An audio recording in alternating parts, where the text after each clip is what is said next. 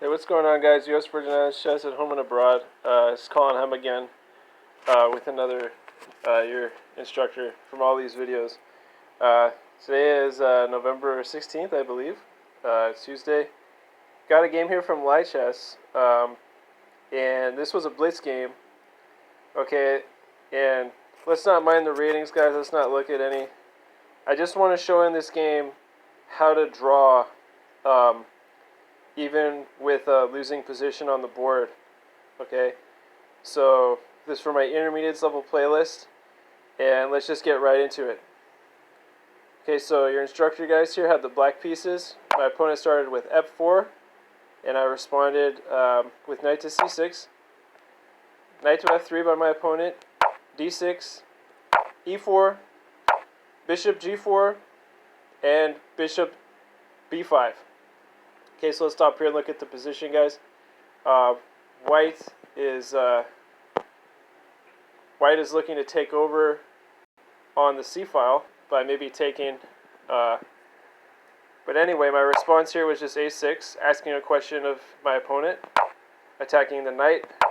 Bishop drops back to a4, b5. Bishop drops back to b3, and knight to d4. So something like knight captures here is impossible, guys, because the bishop is pinning the knight on f3. So if something like knight captures, well, then bishop just captures. So that was the reason why I played knight d4 in this position. Short castle is played by my opponent. Knight captures b3, a captures b3, knight to f6, and queen to e1. Queen to e1 was a decent move because it activates the queen now, whereas before the queen was not activated. So it was a decent move. In this position, I just played queen to b8. And after h3 now, asking a question of my bishop on g4, I played queen to b6, checking the white king. White king goes to h1. Bishop captures f3, rook captures f3, and long castles played by myself. Okay, guys, so let's look at this position. I mean, white looks better, even though the king side is virtually undeveloped. Maybe the pawn center for white looks a little better. Yeah, there's double pawns here on the b file. Other ways, still decent for white. Maybe not as good for black.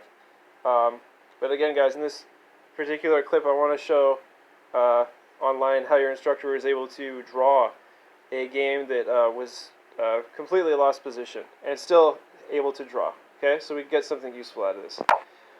Okay, d3, e5, f takes, c takes e now, and bishop to d2, deploying the dark squared bishop, h6. Knight c3, g5.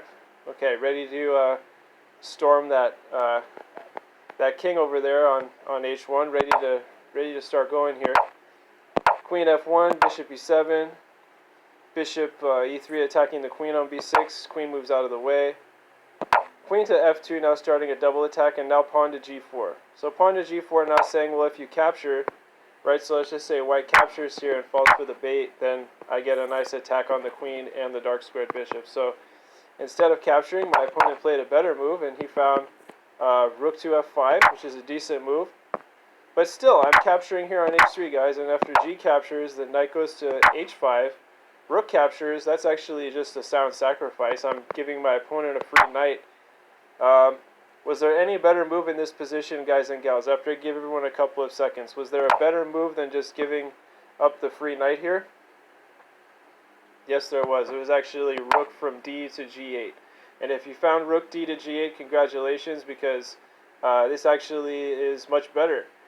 Let's look at a continuation here. Let's say white plays rook to g1. Well then, rook g1 check, king g1, and now black gains a tempo with rook to g8, and let's say king goes back to h1. Then now something like yeah, there's so many options here for black now. Maybe something like queen to e8, and things look pretty even. So that was much better way to go. But instead here, kind of losing my cool here, going for something unorthodox as usual, like I really like to do on online chess, guys. as we see, rook captures now, taking the free piece, and now playing the line I just suggested a moment ago, rook d8 to g8. And rook captures e5, queen goes back to d7.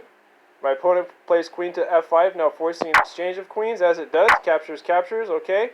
Your instructor had no choice there in that position, guys. Here we go. Rook g3 now played. Rook f7 now, attacking the bishop. But now if you guys spotted the move, rook h3, checking the white king on h1. Congratulations.